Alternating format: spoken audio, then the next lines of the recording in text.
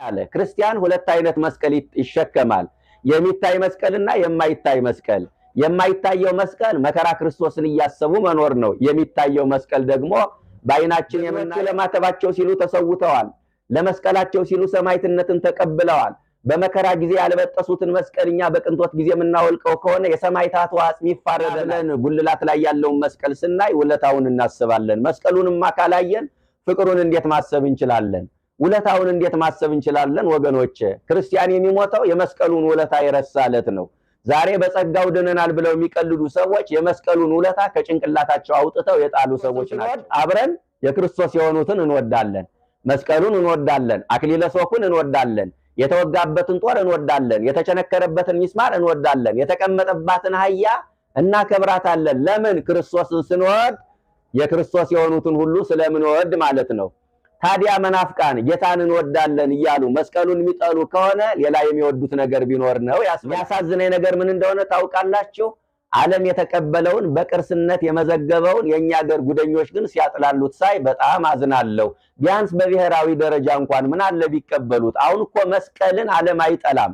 ዓለም መስቀልን አይገፋም። ለምን? ዶላር ያገኝበታል፣ ገንዘብ ያመጣበታል፣ ሀብት ይሰበስብበታል።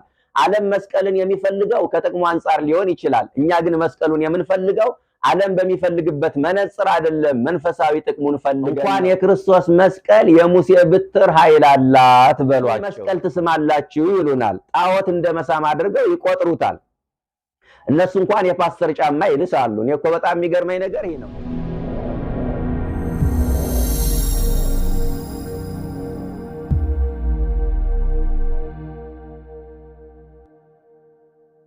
በስመ አብ ወወልድ ወመንፈስ ቅዱስ አሐዱ አምላክ አሜን። በተለያየ ስፍራ የምትገኙ ኦርቶዶክሳውያን በያላችሁበት እንደምን አላችሁ? ሰላም እግዚአብሔር ከሁላችን ጋር ይሁን። እንኳን ለብርሃነ መስቀሉ በሰላም አደረሳችሁ። ወወሃብኮሙ ትምህርተ ለእለ ይፈርሁከ ከመ ያምሰጡም ገጸ ቅስ ወይድሃኑ ፍቁራኒከ። የዕለቱ ምስባክ ነው። መዝሙር 59 ቁጥር 4 ላይ ተመዝግቦ የምናገኘው ኃይለ ቃል ነው።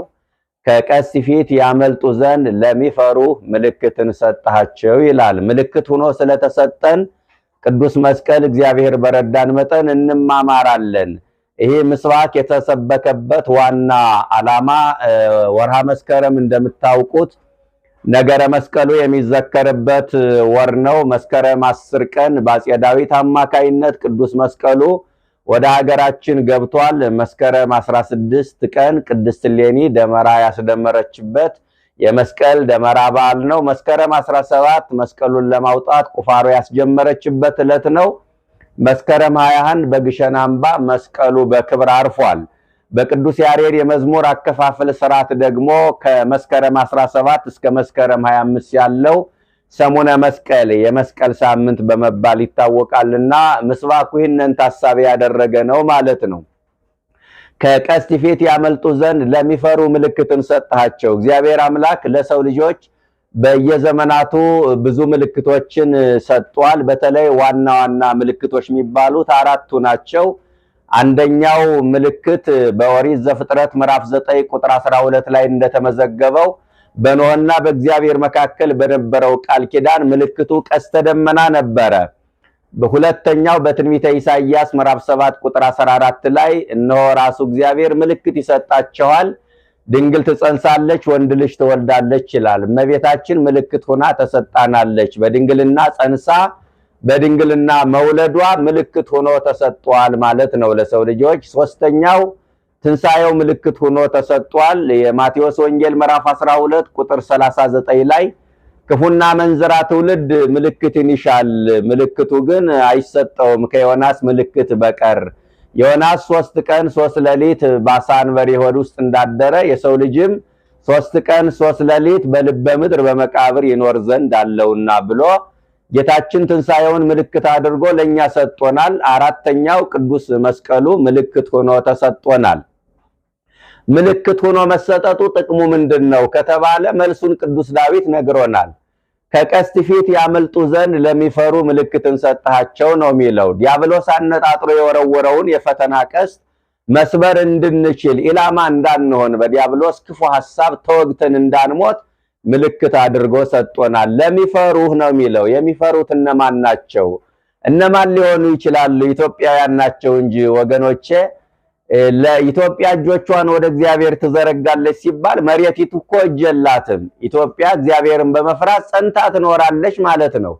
ስለዚህ ለሚፈሩ ምልክትን ሰጣቸው ማለት ለሚያምኑብህ፣ ለሚያመልኩ፣ ስምህን ጠርተው ትእዛዝህን ጠብቀው ሕግህን አክብረው በስምህ ታምነው ለሚኖሩ ለኢትዮጵያውያን መስቀሉን የድነት ምልክት አድርገህ ሰጣቸው ነው። የዳዊት የትንቢት ቃል ይፈጸም ዘንድ በ14ኛው ክፍለ ዘመን በአፄ ዳዊት አማካይነት ለኢትዮጵያውያን መስቀሉ ምልክት ሆኖ ተሰጥቷል። መስቀሉ መስከረም 10 ቀን ወደ ኢትዮጵያ ገብቷል። የዳዊት የትንቢት ቃል ተፈጸመ ማለት ነው። ወዳጆችህ እንዲድኑ ነው የሚለው። ይገርማል። ለካ ስጦታ የሚሰጠው ለወዳጅ ነው። ለወዳጆቻችን ለዘመዶቻችን ያለንን አክብሮትና ፍቅር የምንገልጠው ስጦታ በማበርከት ነው። እግዚአብሔር ለኛ ያለውን ፍቅር የገለጠው ስጦታ በማበርከት ነው። አንደኛው ስጦታ መስቀሉ ነው። ሁለተኛው ስጦታ ታቦተ ጽዮን ናት። ሶስተኛው ስጦታ የዜማ አባት ቅዱስ ያሬድ ነው። የቅዱስ ያሬድ ዜማ ሌላው ዓለም የማያውቀው ለኢትዮጵያ ብቻ የተበረከተ ልዩ ገጸ በረከት ነው። አራተኛ በተለየ መልኩ እመቤታችን ለኢትዮጵያውያን ስጦታ አድርጎ አበርክቶልናል። እንግዲህ የተዋህዶ ልጆች ምልክቱ አስቀድሞ የተሰጠው ለቃየል ነበረ። አባቶቻችን ነገር ከስሩ ውሃ ከጥሩ ይሉ የለ።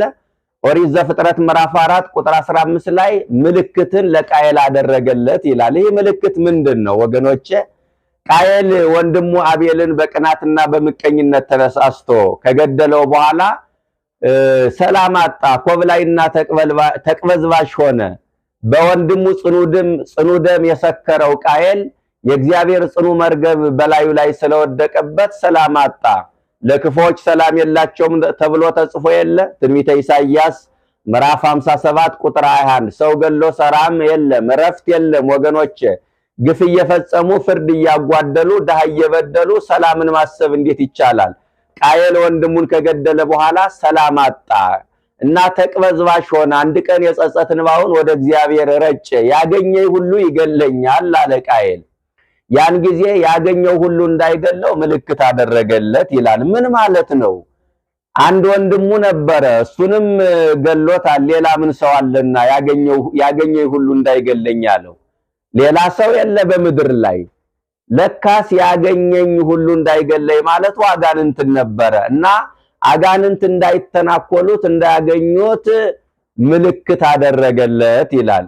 ወገኖቼ ምልክቱ ነው የተሰጠን ቅዱስ መስቀል ለምንድን ነው ካላችሁ አጋንንት አግኝተው እንዳይተናኮሉን ነው። ዛሬ ጋኔል ያደረበት ሰው መስቀል ሲያርፍበት ተቃጠልኩ እያለ ይጮሃል።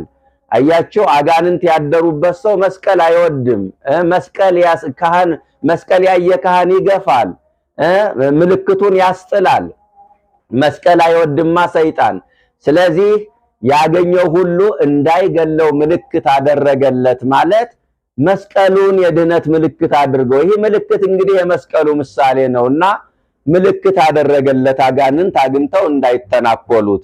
ቅዱስ ሚካኤል ከገነት ዕፅ ቆርጦ ከቃየል ጓሮ አጠገብ ተከለለት። ያ ዛፍ ትልቅ ዛፍ ሆነ ማለት ነው። ይህ ሲወርድ ሲዋረድ ከሰሎሞን ደረሰ። ሰሎሞን ቤተ መቅደሱን በሚያሰራበት ወቅት ይህንን እንጨት አስቆርጦ አመጣው። ነገር ግን ለተፈለገው ስራ መዋል አልቻለም። ቤተ መንግስት ደጃፍ ላይ ወድቆ ይኖር ነበረ። ንግስት ማክዳ ንግስተ ሳባ በመባል የምትታወቀው የሀገራችን ንግስት የሰሎሞንን ጥበብ ለማየት ወደ ኢየሩሳሌም በሄደች ጊዜ እግሯ ላይ ጢም ይመስል ነገር ነበርና ይህንን እንጨት እራመዳለሁ ስትል እንጨቱ ነካት። እጢው ከእግሯ ላይ ወልቆ ወደቀ። ይህንን ለንጉሱ ሄዳ ነገረችው። ተገርመው ያንን እንጨት በክብር አስቀምጠውታል። ለማስታወሻ የሆናቸው ዘንድ ንግስቲቱና ንጉሱ አንዳንድ ብር ለጥፈውበታል፣ ለብጠውታል እንጨቱን። ከሰሎሞን እስከ ጌታ የነገሱ ነገስታት 28 ናቸው። 28ቱም አንዳንድ ብር ለጥፈውበታል። ንግስቲቱና ንጉሱ የለጠፉት 2 ብር አለ። 28 እና 2 30 ይሆናል። ክርስቶስ በሚሰቀልበት ጊዜ ብሩን እንጨቱ ላይ አንስተው ለይሁዳ ሰጡት። በእንጨቱ ላይ ደግሞ ኢየሱስ ክርስቶስን ሰቀሉት። ለጊዜው ያ እንጨት ለቃየል የድነት ምልክት ሆኖ ተሰጠው። ክርስቶስ ሲሰቀልበት ግን ለሁላችንንም የድነት ምልክት ሆኖ ተሰጥቶናል እና የመስቀሉ ታሪክ እንደ እንግዳ ደራሽ እንደ ውሃ ፈሳሽ አይደለም እያልኳችሁ ነው። ክርስቶስ ሳይሰቀልበት ደሙ ሳይፈስበት ለቃየል የድነት ምልክት ሆኖ ተሰጥቶ ነበረ። ክርስቶስ ከተሰቀለበት በኋላ ለሁላችንንም የድነት ምልክት ሆኖ ተሰጥቶናል። መስቀሉ ለሰው ልጆች ብቻ አይደለም ምልክት ሆኖ የተሰጠው፣ ለመላእክትም ምልክት ሆኖ ተሰጥቷቸዋል። በነገራችን ላይ ነገረ መስቀሉ የሚጀምረው በዓለመ መላእክት ነው። ቅዱሳን መላእክት ለምስጋና በሚቆሙበት ጊዜ መስቀል ይሰራሉ። በትንቢተ ኢሳይያስ ምዕራፍ 6 ቁጥር 1 ላይ እንደተጻፈው በክሌ ክነፊሆሙ ይከድኑ ገጾሙ ወበክሌ ክነፊሆሙ ይከድኑ እግሮሙ ይላል። በሁለት ክንፋቸው ፊታቸውን ይሸፍናሉ፣ በሁለት ክንፋቸው እግራቸውን ይሸፍናሉ። ወበክሌ ክነፊሆሙ ይሰሩ አንጻረ፣ ሁለት ክንፋቸውን ዘርግተው ይታያሉ ይላል። አሁን በሁለት ክንፋቸው ፊታቸውን ሲሸፍኑ ሁለት ክንፋቸውን ዘርግተው ሲታዩ ምን እየሰሩ ነው? መስቀል እየሰሩ ነው ማለት ነው። የመጀመሪያውን ጦርነት የተጠናቀቀው በመስቀሉ መሳሪያነት ነው። ወጸብዎ በሰማይ ለውትዋሪው ሚካኤል ወገብርኤል፣ ሚካኤልና ገብርኤል ዘንዶውን ተዋጉት፣ ዘንዶውም ከመላእክቱ ጋር ተዋጋ፣ አልቻላቸውም። በመስቀሉ መሳሪያነት እየቀጠቀጡ ወደ ምድር ጣሉት ይላል። የዮሐንስ ራእይ ምዕራፍ 13 ቁጥር 7 ላይ ተመዝግቦ የምናገኘው ኃይለ ቃል ነው። የዮሐንስ ራእይ ምዕራፍ 12 ይቅርታ ቁጥር 17 ላይ ተመዝግቦ የምናገኘው ኃይለ ቃል ነው። ከዚያን ጊዜ ጀምሮ መስቀል ለመላእክት የድል አርማ ሆነ። ከዚያን ጊዜ ጀምሮ መስቀል የሰይጣን መቀጥቀጫ ሆነ። ዘንጋቸው ጫፍ ላይ ቅዱሳን መላእክት ዘንጋቸው ጫፍ ላይ የመስቀል ምልክት እንዲሆን ተደረገ። አንዳንድ ስዕል ላይ እንደምታዩት ማለት ነው። የሰው ልጅም የተፈጠረው ነገረ መስቀሉን እንዲያዘክር ሆኖ ነው የተፈጠረው። ሰውን በመስቀል ቅርጽ ሰጥቶ መፍጠሩ የሰው ሕይወቱ የተመሰረተው በመስቀል ላይ መሆኑን ሊነግረን ፈልጎ ነው ኢየሱስ ክርስቶስ። ለዚህ አይደለ በሉቃስ ወንጌል ምዕራፍ 9 ቁጥር 23 ላይ ሊከተለኝ የሚወድ ቢኖር ራሱን ይካድ መስቀሉን ተሸክሞ ይከተለኝ አለ። ክርስቲያን ሁለት አይነት መስቀል ይሸከማል፣ የሚታይ መስቀልና የማይታይ መስቀል። የማይታየው መስቀል መከራ ክርስቶስን እያሰቡ መኖር ነው። የሚታየው መስቀል ደግሞ በአይናችን የምናየው፣ በጆሮአችን በእጃችን የምንጨብጠው፣ በአንገታችን የምናጠልቀው ቅዱስ መስቀል ነው እና መስቀሉ ለሰው ልጆች ምልክት ሆኖ ተሰጥቷል፣ ለመላእክትም ምልክት ሆኖ ተሰጥቷል። ምልክት ሆኖ ተሰጥቶናልና እባካችሁን ክርስቲያኖች ምልክቱን አትጣሉት። እየሰማችሁኝ ነው?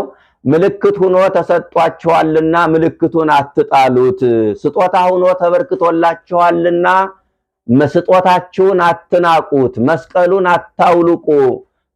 መሳሪያውን የጣለ ይማረካል። መሳሪያውን የጣለ በጠላት ቁጥጥር ስር ይወድቃል። ዲያብሎስ ሊማርከን ይመጣል። ከአንገታችን ላይ መስቀሉ ተንጠልጥሎ ሲያየው ይህስ በክርስቶስ ፍቅር ተይዟል ብሎ ካጠገባችን እንደ ጉንበን ነው ይጠፋል። በአንገታችን ያለችው ትንሿ መስቀል ዲያብሎስን የማባረር አቅም አላት። አንዳንዶቹ ዓለምን ለመምሰል ሲሉ አንገታቸው ላይ የማተብ ምልክት አይታይባቸውም፣ መስቀል አያጠልቁም። ይሄ ትልቅ ስህተት ነው። ክርስቲያኖች ማተብ ማሰር፣ መስቀል ማጥለቅ የሚያሳፍራቸው ብዙ ክርስቲያኖች አሉ። በሚሰሩበት መስሪያ ቤት ሃይማኖታቸው ምን እንደሆነ ባይታወቅ የሚመርጡ፣ ቤተክርስቲያን መሄዳቸው ገዳም መሳለማቸው ባይሰማባቸው ደስ የሚላቸው ሰዎች አሉ። በሃይማኖት ከማይመስሏቸው ሰዎች ጋራ በቤተክርስቲያን ሲያልፉ ተሳልሞ ለማለፍ የሚከብዳቸው ስንት ሰዎች አሉ መሰላችሁ? በሃይማኖት ከማይመስሏቸው ሰዎች ጋራ ሲጓዙ ካህን ካዩ አይተው እንዳላዩ ገሸሽ የሚሉ ሰዎች አሉ። እባካችሁ በመስቀሉ አትፈሩ። እባካችሁ መስቀሉን እንዲህ አትፈሩበት። ዲያብሎስ ይፈር እንጂ እኛ ምን አሳፈረን? ዲያብሎስ ተንኮለኛ አይደለ? አስቀድሞ በመስቀሉ ስላፈረ እኛ እንድናፍርበት እንድንሸማቀቅበት ያደርጋል።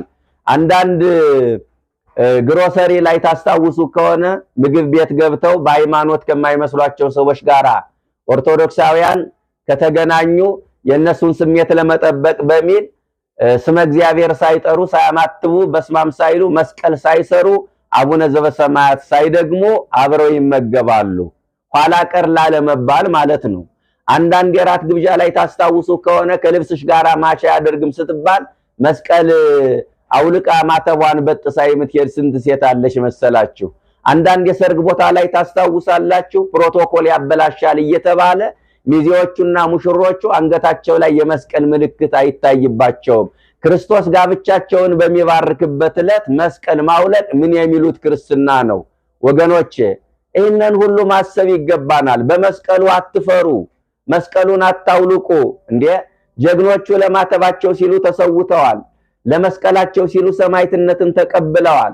በመከራ ጊዜ ያልበጠሱትን መስቀልኛ በቅንጦት ጊዜ የምናወልቀው ከሆነ የሰማዕታቱ አጽም ይፋረደናል።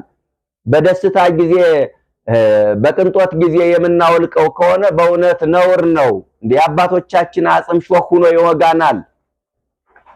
ይህ ዘመን በማተባችን የምንፈተንበት ዘመን ነው። በመስቀላችን የምንፈተንበት ዘመን ነው። ዘመነ ሰማዕትነት ወደ ኢትዮጵያ ከመጣ ቆየት ብሏል። ደም ሳይፈስባት ሐዋርያ ሳይላክላት ክርስትናን የተቀበለች ሀገር አሁን ግን ደም የሚፈስባት ሀገር ሆናለች። ወገኖቼ እንዴ መስቀሉን የምናጠልቀው እኮ ለየጥ ብቻ አይደለም፣ ለአርማነት ብቻ አይደለም። ዋጋ ልንከፍልበት ነው፣ ልንታሰርበት ነው፣ መከራም ልንቀበልበት፣ ሰማዕትም ጭምር ልንሆንበት ነው ወገኖቼ። ስለዚህ ምልክት ሆኖ ተሰጧቸዋልና አታውልቁት፣ ስጦታ ሆኖ ተበርክቶላቸዋልና አትናቁት እያልኳችሁ ነው። ምልክት ሆኖ ስለተሰጠን ስንበላ እናማትባለን። ምልክት ሆኖ ስለተሰጠን ስንጠጣ እናማትባለን። ምልክት ሆኖ ስለተሰጠን ከቤት ስንወጣ ማትበን እንወጣለን፣ ክፉ ነገር እንዳይከተለን። ምልክት ሆኖ ስለተሰጠን ወደ ቤት ስንገባ አማትበን እንገባለን፣ ክፉ ነገር አብሮን እንዳይገባ። ምልክት ሆኖ ስለተሰጠን በአንገታችን ላይ እናጠልቀዋለን፣ በልብሳችን ላይ እንጠልፈዋለን። እናቶቻችን በጥበባቸው በቀሚሳቸው የመስቀል ምልክት አለ። እኛ ወንዶች በጋቢያችን በነጠላችን የመስቀል ምልክት አለ። ለምን? ምልክት ሆኖ ተሰጥቶናል። ምልክት ሆኖ ስለተሰጠን እንደ እናቶቻችን ሊጡን አብክተው በስማም ብለው መስቀል ይሰራሉ። አሁን እንኳን በስማም የሚባለው ዱቄት ሲያልቅ ነው ይባላል። ድሮ እናቶቻችን ጡት ሲያጠቡ አሁን ጡት ማጥባቱም እየቀረ ነው። በስማም ብለው መስቀል ሰርተው ነው ለልጆቻቸው ጡት እንኳን የሚያጠቡ። በልጅነታችን ጸጉራችን ሲላጩ መስቀል በስማም ብለው መስቀል ይሰሩበታል። አያችሁ፣ ምልክት ሆኖ ተሰጥቶናል። ክርስቲያን ከሞተ በኋላ መቃብሩ ላይ የመስቀል ምልክት ይደረጋል። መኪናችሁ ውስጥ ፊት ለፊት የመስቀል ምልክት አለ። ሞተር ከማስነሳታችሁ በፊት በስማም ብላችሁ መስቀል ትሰራላችሁ። ምልክት ሆኖ ተሰጥቶናልና። አያችሁ፣ ምልክት ሆኖ ተሰጥቶናልና። አንዳንድ ጊዜ በሆነ ባልሆነው ቶሎ ስናማትብ የሚቀልዱብን ሰዎች አሉ፣ እንደኋላ ቀር የሚቆጥሩ። ለምንድነው በሆነ ባልሆነው የምታማትቡ ይሉናል። ማማተብ ጥቅም ስላለው ነው ወገኖቼ። ዘይሜሮን ጸባ ለደዌ ይላል፣ ለጣቶች ሰልፍን ያስተምራል። መዝሙር 17 ቁጥር 30 በትንሿ ጣታችን ሰልፍ ሰርተን ዲያብሎስን እንዋጋዋለን። ማማተብ ጥቅም አለው፣ አለማማተብ ጉዳት አለው። በመጽሐፈ መነኮሳት ታሪክ በፍትሐ ነገሥት አንቀጽ 14 ላይም ታሪኩ ተመዝግቧል። አንድ ሰይጣን መነኩሴ መስሎ ማስመሰል ያውቅበታልና ወደ ሁለት አባቶች ሄደ። ጥቂት ተጨዋውቶ ወጣና እኔ በእናንተ ፍቅር ተስቤ እንደመጣው ወደ ገዳማችሁ የኔን ገዳም ደግሞ መጣችሁ ይልኝ አብረን እንሄድ አላቸው። እሺ ብለውት ሄዱ። መንፈሳዊ ፍቅር አገብሯቸው እና ገደል አፋፍ ላይ ሲደርሱ ገደሉን ባህር አስመስሎ በምታት ደመና ጠቅሶ ግቡ አላቸው። አንደኛው አባት የተለየ ነገር ሲገጥማቸው ሁልጊዜ በስማም ብለው ያማትባሉ። በስማም ብለው መስቀል ሲሰሩ ሰይጣን እንደ ጢስ ተኖ እንደ ትቢያ በኖ ጠፋ። ያላማተበው መነኩሴ ግን ያ ባህር አስመስሎ ያሳየው ገደል ነበርና ተከስክሶ ሙቷል። ማማተብ ጥቅም አለው፣ አለማማተብ ጉዳት አለው እያልኳችሁ ነው። ምልክት ሆኖ የተሰጠው ለቤተ ክርስቲያንም ጭምር ነው። እንግዲህ ልብ በሉ ክርስቲያኖች፣ ለሰው ልጆች ምልክት ሆኖ ተሰጥቷል። ለመላእክት ምልክት ሆኖ መስቀሉ ተሰጥቷል። እንደገና ለቤተ ክርስቲያን ምልክት ሆኖ ተሰጥቷል። ለቤተ ክርስቲያን ምልክት ሆኖ ተሰጥቷል። ጉልላቱ ላይ ቤተ ክርስቲያን ጉልላት ላይ የመስቀል ምልክት አለ አይደለ? ለጌጥነት ብቻ አይደለም፣ ለአርማነት ብቻ አይደለም፣ ለውበት ብቻ አይደለም። ክርስቲያኖች ታዲያ ምንድነው ካላችሁ ቤተ መቅደስ ስጋው ደሙ የሚፈተትበት ሰውና እግዚአብሔር የሚገናኙበት ቤተ መቅደስ መስቀል ተሸክሞ መታየቱ የጌታ ቤተ መቅደስ ለመሆን የተሰሩ ምዕመናን ሁልጊዜ ነገረ መስቀሉን ተሸክመው አስበው መኖር እንዳለባቸው ለማስገንዘብ ነው። ሌላ እንዳይመስላችሁ። በዚህ በማቴዎስ ወንጌል ምዕራፍ 27 ላይ ራስ ቅል በሚባል ስፍራ ክርስቶስን ሰቀሉት ይላል። አያችሁ፣ ያለ ምክንያት አይደለም። በሰው ልጆች ጭንቅላት ሁልጊዜም መስቀሉ ተተክሎ መኖር እንዳለበት ለማስተማርም ጭምር እኮ ነው። እናንተ አንድ ቤተክርስቲያን ያለ መስቀል ውበት የለውም፣ ትርጉም የለውም። ክርስቲያንም ያለ መስቀል ውበትና ማነው ትምክትና ኩራት የለውም። ከመስቀሉ በቀር ሌላ ትምክት ከኔ ይራቅ ብሎ የለ ሐዋርያው። አንድ ቤተክርስቲያን መስቀል ከሌለው ቤተክርስቲያን መሆኑ በምን ይታወቃል? ጥያቄ ምልክት ውስጥ ነው የሚወድቀው። አንድ ክርስቲያንም ክርስትናው መስቀል አልባ ከሆነ አንድ ክርስቲያንም መስቀል አልባ ከሆነ ክርስትናው ጥያቄ ምልክት ውስጥ ወድቋል ማለት ነው። ስለዚህ ለቤተክርስቲያን ምልክት ሆኖ ቤተክርስቲያን ጉልላት ላይ መስቀሉ የሚተከለው ወይም ለቤተክርስቲያን ምልክት ሆኖ የተሰጠው የጌታ ቤተ መቅደስ ለመሆን የተሰሩ ምዕመናን ሁልጊዜም ነገረ መስቀሉን አስበው መኖር እንዳለባቸው ለማስገንዘብ ነው። ይህ ብቻ አይደለም። ለቤተክርስቲያን ምልክት ሆኖ የተሰጠው ውለታውን እንድናስብ ጭምር ነው። ቀና ብለን ጉልላት ላይ ያለውን መስቀል ስናይ ውለታውን እናስባለን። መስቀሉንማ ካላየን ፍቅሩን እንዴት ማሰብ እንችላለን? ውለታውን እንዴት ማሰብ እንችላለን? ወገኖቼ፣ ክርስቲያን የሚሞተው የመስቀሉን ውለታ የረሳለት ነው። ዛሬ በጸጋው ድነናል ብለው የሚቀልዱ ሰዎች የመስቀሉን ውለታ ከጭንቅላታቸው አውጥተው የጣሉ ሰዎች ናቸው። እነ የዋ ጳውሊ ትዳራቸውን፣ እና አብርሃም መራዊ ጫጉላ ቤታቸውን፣ እና አፄ ካሌብ ቤተመንግስታቸውን ለቀው መከራ ወደ በዛበት ገዳም የገቡት በመስቀሉ ውለታና ፍቅር ተማርከው ነው።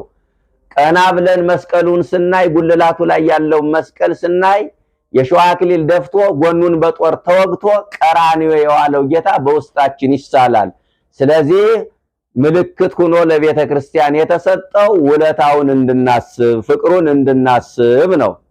ሌላው ምጽአቱን እናስባለን። አያችሁ፣ ለቤተ ክርስቲያን ምልክት ሆኖ በተሰጠው መስቀል ምጽአቱን ነገረ ምጽአቱን እናስባለን። ቤተ ክርስቲያን ጉልላት ላይ ጉልላቱ የጌታ የሚገለጥበት የደብረ ጽዮን ተራራን ይወክላል። ቤተ ክርስቲያን ላይ ያለው ጉልላት ጌታ የሚገለጥባትን በዕለተ ምጽአት የደብረ ጽዮንን ተራራ ይወክላል። መስቀሉ ጌታ በደብረ ጽዮን መገለጡን ያስታውሰናል። ሰባቱ የሰጎን እንቁላሎች የሰባቱ ከዋክብት ምሳሌ ነው። ዮሐንስ በራእዩ እንዳያቸው ማለት ነው። ይሄ ብቻ አይደለም። ሰጎን የምትባል አሞራ አለች አይደለ? ቤተክርስቲያን ጉልላት ላይ የሰጎን እንቁላል ይደረጋል እና ሰጎን እንቁላሏን ካይኗ አትለየውም። ዞር ካለች ደርቋ አይፈለፈላትም። ስለዚህ ለ40 ቀን አይኗን ሳትነቅል ትኩር ብላ ትመለከተዋለች። 40 ቀን ሲሞላት ጫጭቶች ከውስጡ ነው ድምጽ ያሰማታል። እንቁላሉን ሰብራ ታወጣቸዋለች። ይሄው ምሳሌ ነው። ይሄ ምሳሌ ነው። ክርስቲያኖች እንቁላሉ የነገረ መስቀሉ፣ ሰጎን የምዕመናን ምሳሌ ናቸው። ልክ ለ40 ቀን ትኩር ብላ እንደምትመለከተው እኛም ጌታ እስኪመጣ ድረስ ጉልላት ላይ ያለውን መስቀል በአይነ ስጋ እየተመለከትን በአይነ ህሊና እያየን መከራ መስቀሉን እያሰብን የመኖራችን ምሳሌ ነው። ይህን የመሰለ ምስጢር አለ ወገኖቼ። ይህንን ያልተረዱ ሰዎች ግን መስቀሉን ሲያጥላሉት እናያለን። ለነገሩ ብዙ የሚገርም አይደለም። ቅዱስ ጳውሎስ እኮ አስቀድሞ ነግሮናል አይደል? ብዙዎቹ ለክርስቶስ መስቀል ጠላት ሆነው ይመላለሳሉ አለ። ፊልጵስዩስ 3 ቁጥር 18 ላይ ተመዝግቦ የምናገኘው ኃይለ ቃል ነው። ብዙዎቹ ለክርስቶስ መስቀል ጠላት ሆነው ይመላለሳሉ አለ።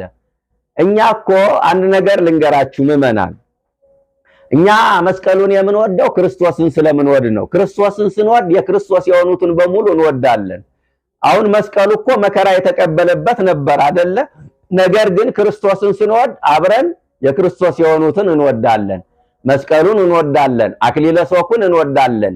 የተወጋበትን ጦር እንወዳለን። የተቸነከረበትን ሚስማር እንወዳለን። የተቀመጠባትን አህያ እናከብራታለን። ለምን? ክርስቶስን ስንወድ የክርስቶስ የሆኑትን ሁሉ ስለምንወድ ማለት ነው። ታዲያ መናፍቃን ጌታን እንወዳለን እያሉ መስቀሉን የሚጠሉ ከሆነ ሌላ የሚወዱት ነገር ቢኖር ነው ያስብላል።